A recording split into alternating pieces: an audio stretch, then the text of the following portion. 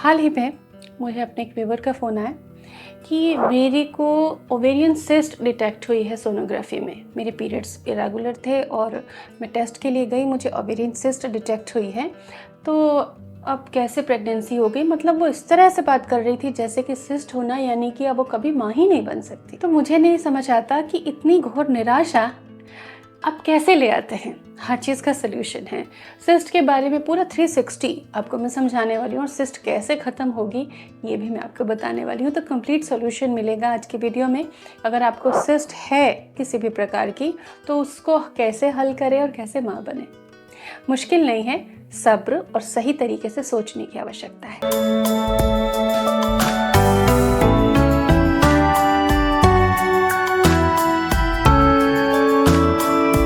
Welcome to Prerna's fertility care. Ovarian cyst है क्या? तो भाई ये जान लो कि हर महीने ओवेरीज में सिस्ट बनती हैं। जी हाँ, और वो तब रप्चर होती हैं जब उसमें से एग रिलीज होता है। लेकिन इस सिस्ट से कोई प्रॉब्लम नहीं होती क्योंकि ये आपके शरीर की गतिविधि है, क्रियाविधि है। प्रॉब्लम कब होती है? जब वो बड़ी हो जाए, ओवरीज के शेप को, साइज को या हार्मोन्स को ऑल्टर करने लग जाए, तब जाके समस्या होती है। तो सिस्ट मेनली 4 टाइप की होती हैं।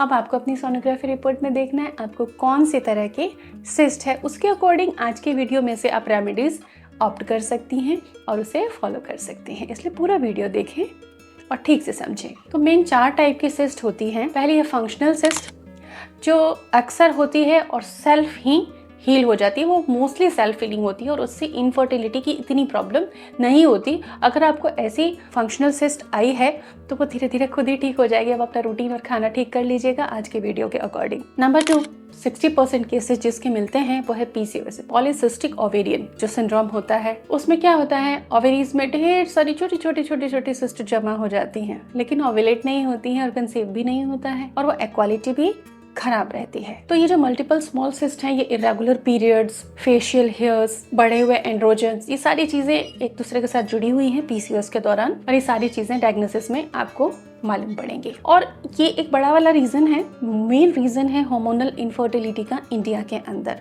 और ये मेनली आ रहा है हमारे लाइफस्टाइल और खान पान से, कोई बीमारी तो है ही नहीं। तीसरी जो सिस्ट है वो है एंडोमेट्रियोमा, जिसको कि हम चॉकलेट सिस्ट कहते हैं। ये एक प्रकार की ब्लड फिल्ड सिस्ट होती है, इनमें खून भरा होता है और ये एंडोमेट्रियोसिस की वजह से होती है। एंडोमेट्रियोसिस क्या है कि बच्चेदानी की जो परत है वो ज़रूरत से ज़्यादा जहाँ तहाँ गलत गलत जगहों पर ग्रो होने लग जाए, तो इस तरीके से सिस्ट बन जाती है और उनमें ब्लड फिल्ड होता है। और ये इक्वालिटी, इम्प्लांटेशन को प्रभावित करती है, इनफर्टिलिटी का कारण होती है और इस पे काफ़ी दर्द रहता है फीमेल को। पेल्विक एरिया में, पेड़ों के रीजन में काफ़ी पेट में भारीपन और दर्द रहता है। इसमें मेडिकल और सर्जिकल इंटरवेंशन की नीड होती है। चौथी सिस्ट रेयर होती है, लार्ज होती है और उसको कहते हैं डर्मोइड सिस्ट। ये इवन ओवेरी की पोजीशन तक को डिस्प्लेस कर सकती है। तो जनरली लेप्रोस्कोपी से इसका रिमूवल किया जाता है। तो आप समझ गए होंगे 4 तरह की सिस्ट है, आपको कौन सी है। अब आइए उनका हम सोल्यूशन ढूंढते हैं। 2 ऐसी सिस्ट हैं जिनमें सर्जिकल और मेडिकल इंटरवेंशन की ज़रूरत पड़ती ही है क्योंकि फिजिकली उनको हमें ट्रीट करना होता है, लेकिन बाकी में डाइट एंड लाइफ स्टाइल से आप ठीक कर सकते हैं उनको और उनके केसेस बहुत ज़्यादा होते हैं। अगर सिस्ट हो तो कौन से सिम्टम्स आपको इग्नोर नहीं करने हैं, आपको तुरंत अपना चेकअप करवाना है। सबसे पहला है इरेगुलर पीरियड्स, दूसरा है पेट के निचले हिस्से में जहाँ यूट्रस होता है, पेड़ों का हिस्सा, पेल्विक रीजन जो कहते हैं, वहाँ भारीपन होना, दर्द होना।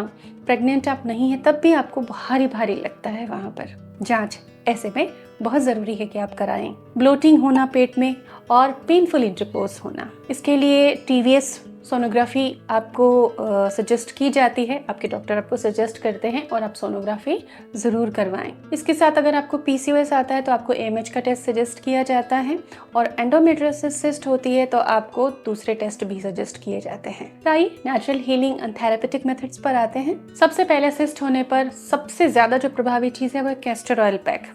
कैस्टर ऑयल पैक आप सभी परिचित होंगे, अदरवाइज इस पे डेडिकेटेड वीडियो देख सकते हैं, मेथड देख सकते हैं इसका। कैस्टर ऑयल लेना है आपको और उसको गुनगुना कर लेना है और पीरियड्स के बाद में और ओव्यूलेशन से पहले का समय किया जाता है। ये मेनली आपको अगर अनियमितता है तो आप कभी भी शुरू कर सकते हैं।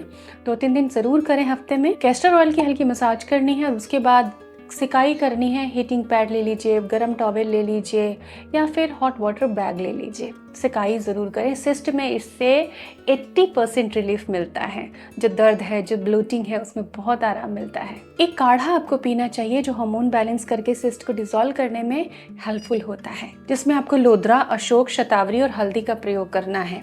और ये चीज़ें मैंने डिस्क्रिप्शन में ऐड की हैं, आप वहाँ से परचेज भी कर सकते हैं। इनको पानी में उबालना है और इसको पी लेना है। पीरियड्स आने से 10 से 15 दिन पहले आप इस काढ़े को पीना शुरू कर सकते हैं, क्योंकि सिस्ट है तब सबसे ज़रूरी है कि सिस्ट डिसॉल्व और पीरियड रेगुलर हो, तब हम कंसीव करेंगे। तो सिस्ट के डिसॉल्व होने तक ये काढ़ा आप लेते रहें। सिस्ट अगर आपको है देन सीड साइक्लिंग भी आपको हेल्प कर सकती है। सीड से ब्लोटिंग होती है तो सीड्स को भिगो लीजिए, पाउडर बना लीजिए और तब उसको कंज्यूम कीजिए। एप्पल साइडर विनेगर सिस्ट की कंडीशन में काफ़ी हेल्पफुल है। तो खाना खाने से आधा घंटा पहले आप इसी भी ले सकते हैं, 1 कप आधा ग्लास पानी के अंदर। नींबू पानी डिटॉक्स वाटर के तौर पे ले सकते हैं। सुबह उठकर जितनी हल्की हरी और पत्तेदार सब्जियां हैं उनको आपको ज़्यादा मात्रा में खाना है।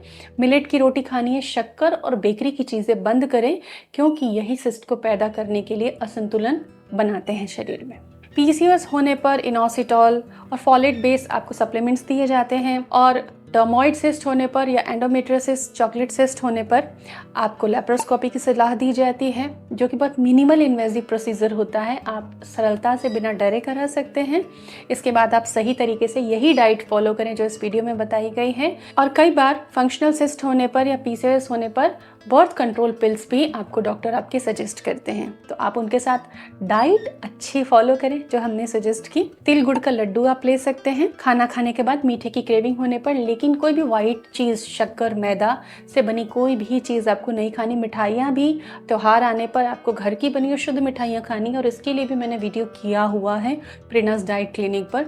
घर की बनी हेल्दी न्यूट्रिशियस मिठाइयाँ आप बनाकर खा सकते हैं। कोई एक्सक्यूज़ ना दें। 1-2-3 महीने के अंदर आपको आराम होगा, लेकिन आपको प्रयास करना ही पड़ेगा, तभी जाकर फल मिलेगा। Thank you.